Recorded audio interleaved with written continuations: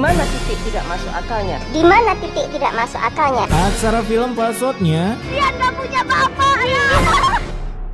Hai guys, kali ini gue akan membawakan kalian sebuah ide bisnis bagi rumahnya dekat pantai. Karena dengan berjualan ikan busuk yang diolah menjadi empek-empek kapal laut dan ada juga yang jenis kapal peri, Begundal di film ini akhirnya bisa menjadi sultan. Oke, tanpa berlama-lama lagi, mari kita gaskan.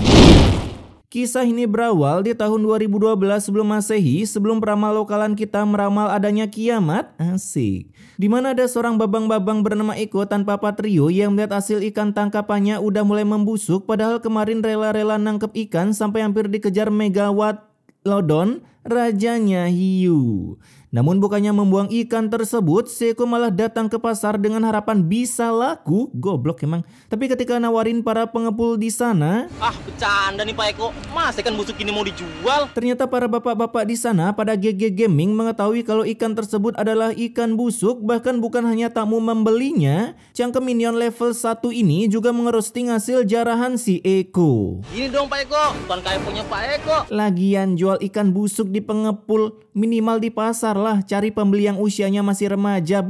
Auto digampar sama maknya pulang-pulang. Di sisi lain, istri Eko bernama Siti kedatangan emak-emak yang kalau sen motor ke kiri tapi malah lurus kemudian freestyle. Kala itu ia meminta uang kontrakan ke si Siti padahal cuma nunggak 5 tahunan doang. Itu bayar kontrakan apa beli Avanza? Apalagi saat Eko datang, cangkem mama ini makin keras memberikan bacotannya, membuat kotoran di kuping Eko sampai bergetar, yang kemudian ujung-ujungnya ia pun diberikan kesempatan untuk mengumpulkan uang selama 2 minggu jika tak ingin diki secara tiba-tiba. Please lah Bapak Sutradara, kenapa engkau sangat suka membuat film yang tokoh utamanya selalu ngontrak? Aku harus cari cara biar ikan-ikan busuk ini masih bisa ngasilin uang. Tuh kan, ujung-ujungnya jadi begundal. Karena kepepet butuh uang, Eko pun mulai ngebagong AFK sambil menghafal tutorial cepat dapetin uang yang baru aja ia tonton di YouTube. Tapi di tengah kebagongannya, cangkem istrinya malah tak kuasa berhenti spam kata-kata, "Di mana nyari uang Bapak? Di mana nyari uang? Goblok, makanya kerja blok." Sampai keluarlah kata-kata sepik dari Eko yang masa depannya begitu cerah seperti warna hand body. Bantuin mikir dong, jangan ngeluh-ngeluh aja bisanya. Mantap, lagian anak belum punya, ini si emak bukannya ikutan kerja malah staycation di rumah. Udah tahu ekonomi lagi sulit. Nah, ketika healing mencari loker, Eko pun melihat pedagang fenomenal yang lagi diserbu oleh para budak tok-tok yang hidupannya disokong keviralan dan juga FYP. Cuaks. Dimana ternyata pedagang tersebut berjualan empek-empek kapal selam, ada juga yang Titanic dan kapal Flying Dutchman. Bahkan Eko secara belak-belakan menanyakan tentang pendapatan si babang mantan grup ST12 ini, lebih tepatnya tukang gulung kabelnya doang. Ini pendapatannya lumayan. Lagian pelanggan segitu ramenya masa nanya tentang pendapatan? POV ketika introvert mencoba basa-basi. Hasil mendengar kata-kata sepek tersebut, otak Eko akhirnya memiliki inspirasi untuk berjualan pempek kapal peri dan speedboat penyeberangan Gili Trawangan. Karena hari itu juga ia menyulap ikan busuknya menjadi sebuah empek-empek yang siap dicocol dan dicaplok bersama ramai-ramai. Nah, siang harinya Eko pun menemui 2 minion gabut yang nganggur, bukannya nyari kerja malah olimpiade jauh-jauhan lempar batu dengan temannya. Dan karena kasihan tanpa mengatakan lu berdua beban keluarga, si Eko langsung merekrutnya ke dalam tim penjualan empek-empek yang jika laris manis mereka akan digaji besar melebihi tunjangan para DPR. Oh, tidak mungkin. Tunjangannya unlimited. Di sana Eko pun memperkenalkan gerobak peninggalan leluhurnya sewaktu mangkal jualan bakso di tengah pergelutan Gajah Mada versus Kebo Iwa. Kemudian selesainya briefing, mereka pun langsung gas OTW mencari para pelanggan termasuk para ukti-ukti yang sedang mangkal bersama komplotannya. Nah, beberapa jam pun berlalu, Eko pun tinggal rebahan doang karena selagi ada pengangguran kenapa harus kita yang kerja? Terlebih lagi dagangan 2 minion ini pada laris manis meskipun empek-empek Eko baru rilis hari ini. Kayaknya ini memang jalan rezeki aku. Buset, jalan rezeki dengan mengolah ikan busuk jadi empek-empek. GG Gaming sekali jalan rezekinya. Di malam harinya, Eko mendatangi mama pengguna bit ember yang suka ngeblayar-blayar ketika antri bensin. Kala itu kedatangannya bukan untuk pamitan karena nggak bisa bayar kontrakan, melainkan Eko langsung melunasi kontrakan tersebut, bahkan menambah billing kontraknya sampai peramal India berhasil benar tentang ramalan kiamatnya yang selalu diundur besok dan besok. Gua alumni kiamat 2012, mending main PB di warnet. Keesokan harinya, Eko yang baru aja beli formalin di pasar agar empek-empeknya lebih mematikan lagi, ia pun melihat temannya membuang ikan-ikan busuk di tong sampah dan dengan menggunakan celana batik bekas syuting Angling Dharma, Eko pun langsung memungut ikan tersebut untuk diolah dijadikan empek-empek mematikan sehingga membuat Eko nambah gacor pake banget. Karena 1 bulan pun berlalu, kini Eko pun udah bisa meminang sebuah Scoopy bekas ngerecing di tol Cikarang yang kecepatannya melebihi hukum fisika. Gaya bener, bensin masih pertalite sok-sokan pamer. Bahkan karena saking sombongnya Eko, aduh. Jangan dipegang. Motor baru dipegang-pegang. Itu saking banyaknya batu di sana. Seriusan Siti kagak ada niatan gede kepala Eko pakai batu? Kemudian ketika Siti lagi asik bercocok tanam, datanglah tetangganya untuk memberikan giveaway padahal Siti kagak ada follow akun Mbak ini. Saya masak. Barangkali ibu mau nyobain. Nyari tetangga gini di mana dah? Mayan pakai sarapan di rumah kagak perlu repot-repot beli nasi kuning di warung Bu Judes. Kala itu Besti Siti ini pun disuruh nunggu di dalam saat Siti mau bikinin beliau ekstra jos rasa daun pandan. Namun bukannya duduk santuy, ia malah melakukan gerbek rumah Siti cek. Sampai ke dapur-dapurnya, hasil si minion ini berhasil melihat ikan-ikan busuk yang lagi dicocol menggunakan tepung Kentucky. Sampai membuat Siti cepat-cepat mengusirnya dari sana. Udah dikasih makanan, kagak tahu terima kasih kali cuy, malah diusir. Karena udah terlanjur kegerebek, si minion pun mengabarkan ke minion level 1 pengendali air ini kalau ternyata pempek si Eko menggunakan ikan busuk. Hasil malam harinya ngesponlah para baruda NPC GTA Los Santos ke sana untuk mendemo usaha milik Eko yang bisa menghilangkan setengah populasi kampung terutama para bocil ngep-ngep yang doyan jajan. Namun bukannya membawa Eko ke kantor polisi, kehadiran Pak RT ke sana hanya untuk memastikan doang Pak Eko pakai ikan busuk apa enggak. Pempek yang Bapak buat memakai ikan busuk. Apa itu benar Pak Eko? Yang namanya maling mana mau ngaku Pak? Apalagi maling uang rakyat, udah keduluan dicuci kering itu. Setelah terkena demo kemarin, kini penghasilan Eko pun menurun drastis, tak seperti para investor di IKN akibat berita mengenai empek-empek ikan busuk besutan Eko telah menyebar luas dan FYP di mana-mana. Ya elah, tinggal sewa influencer klarifikasi udah kelar itu.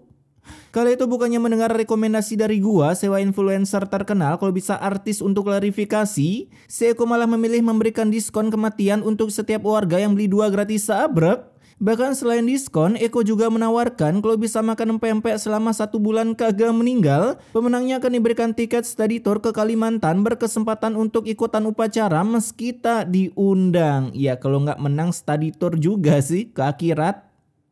Di hari itu juga para barudak korporat Eko akhirnya udah pulang dagang yang kini hasilnya kembali bisa gacor setelah memberikan diskon besar-besaran karena para warga memang lagi ngebet pengen menang challenge dari Eko menang dapat tiket ke IKN untuk demo. Jangan ya Dik ya, jangan. Gini dong, untung kan?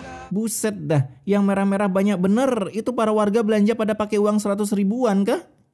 Malam harinya karena kehabisan stok ikan busuk, Eko pun mulai belusukan ke tempat sampah yang lupa dibersihkan oleh panda waras. Orang macam mana yang buang ikan di tumpukan dedaunan terus masih full set?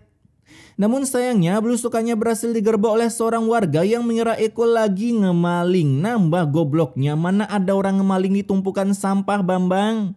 Setelah berhasil kabur dan pulang ke rumah tanpa terkena salam bogoman oleh para warga, Siti pun langsung memberikan ceramah ke Eko untuk menyetop kebunalannya mencari ikan-ikan busuk padahal bangkai ikan di TPA masih banyak. Nambah lagi sesatnya. Hasil Eko yang kesal merasa diajari, keluarlah kata-kata yang real pake banget. Kamu tuh tahu apa sih soal bisnis? Bisnis itu kejam. Yap, betul sekali. Kalian kalah, kalian menyakiti. Kalian menang, kalian disakiti. Asik. Nah di malam itu juga si Siti kedatangan bestinya yang anaknya mengalami demam dan meminta lontong untuk mendanai pengobatannya. Dimana ketika dicek ke rumah sakit ternyata si bocil FF ini telah keracunan makanan yang tingkat racunnya melebihi congor Orochimaru sehingga harus ditransfer ke rumah sakit yang lebih VVIP. Hasil mendengar itu si Mak pun langsung menyalahi si Siti karena pastinya semua ini ulah suaminya yang masih berjualan empek-empek memakai ikan busuk. Suara emaknya kayak curut kejepit. Di sisi lain selain bocil FF yang udah mewastet, ada lagi korban berjenis woman yang tingkat pemakan empek-empeknya lebih sering lagi karena itu makanan pokoknya selain seblak. Kala itu ia pun mengalami demam yang begitu anti mainstream dan yang membagongkan di sini ternyata bocil ini adalah anak Eko. Sejak kapan Eko punya anak cuy? Dari awal cerita sampai pertengahan kemana aja? Melihat anaknya pingsan ketika akan mau ditransfer ke rumah sakit, ia pun tiba-tiba terkelepek-kelepekan seperti dugong yang kekurangan oksigen. Hasil karena pertolongannya telat, hasil investasi jangka panjangnya pun harus terdelete dari dunia. Padahal anaknya baru aja mau dijadikan generasi sandwich agar bisa menanggung orang tuanya ketika udah bekerja. Cuaks. Sedangkan di rumah sakit emak si bocil FF pun mendapatkan kabar yang sama. Anak ibu tidak bisa diselamatkan. Innalillahi wa inna ilaihi raji'un. Akhirnya beban keluarga berkurang satu ya bu. Dan mendengar berita duka ini, si mak bukannya memulai bercocok tanam lagi agar menghasilkan bibit yang lebih unggul. Ia pun malah melakukan pendemoan seorang diri ke rumah Eko yang ujung-ujungnya mendapatkan perlakuan kasar. Bu, ibu jangan sembarangan nuduh ya. Pergi sana. Namun untungnya berflikerlah para NPC Los Santos ke sana yang senantiasa membantu. Alhasil Eko pun langsung lari ketar-ketir sebelum terkena salam olahraga dari otot kawat tulang kering mereka. Kemana Eko? Kok tiba-tiba menghilang aja itu orang?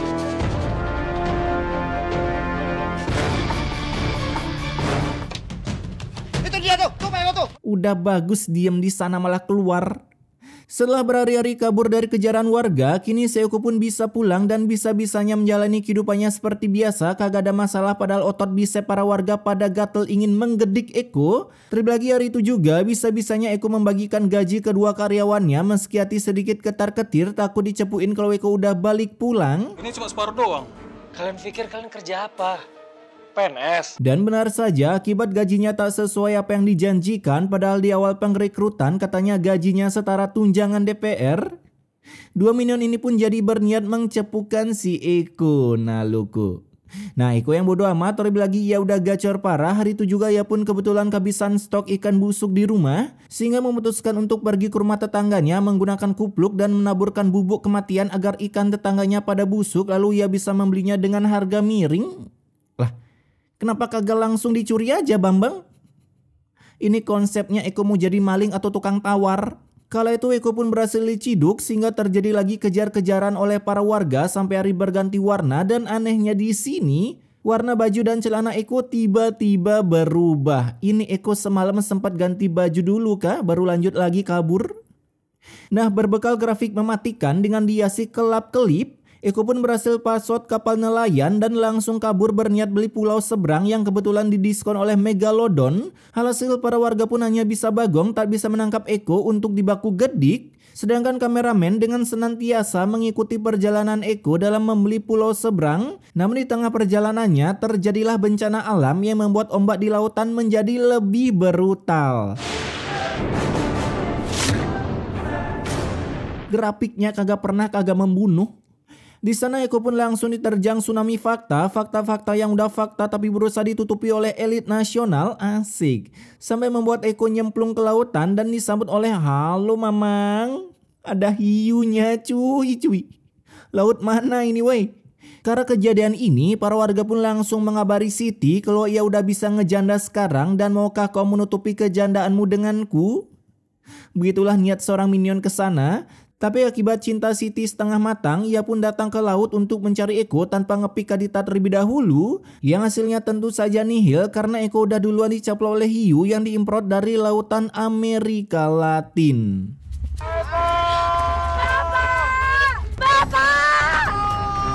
Nah pencarian mereka pun sampai hari berganti warna, di mana mereka masih sama teriak-teriak mencari Eko karena Siti takut ngejanda dan jadi dianggurin oleh para bapak-bapak Facebook.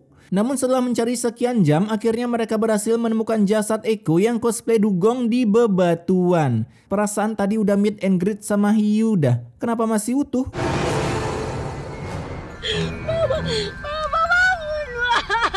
Tangan Pak Eko nggak ada.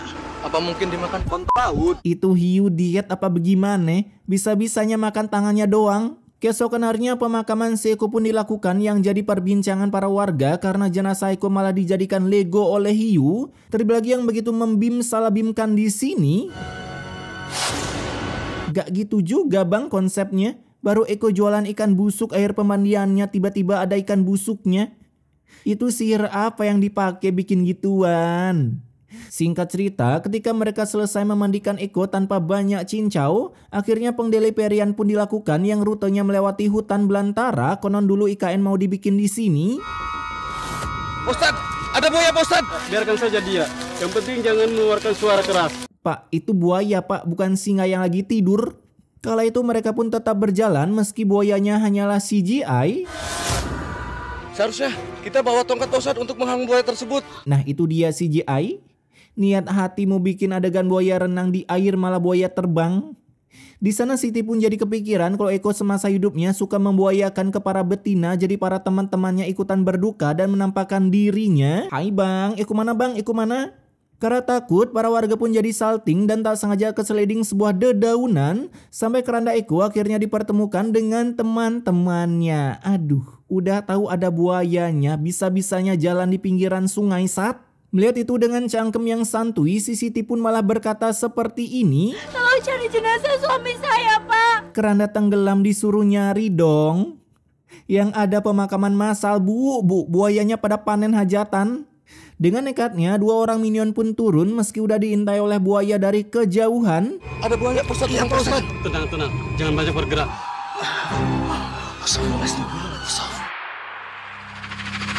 Editor Marvel seketika sungkem melihat buaya low profile. Beruntung dengan GG Gamingnya mereka bisa menyelamatkan keranda Eko tanpa kehilangan sepotong badan sedikit pun. Dan kini perjalanan mereka pun bisa dilanjuti sampai hari berganti malam yang ujung-ujungnya sampai juga di pinggiran pantai. Orang mana bikin kuburan di samping pantai? Lu mau makamin jenazah apa mau main kubur-kuburan pakai pasir di pantai Bambang? Di sana tanpa banyak ceramah, mereka pun langsung mengubur jenazah Eko dengan layak. Nggak layak sih namanya. Dimana selesai menanam Eko, muncullah keluarga geledek dari atas, tapi untungnya kagak hujan. Karena selesai pemakaman, barulah sebuah efek yang begitu brutal dihadirkan oleh sang editor berkelas.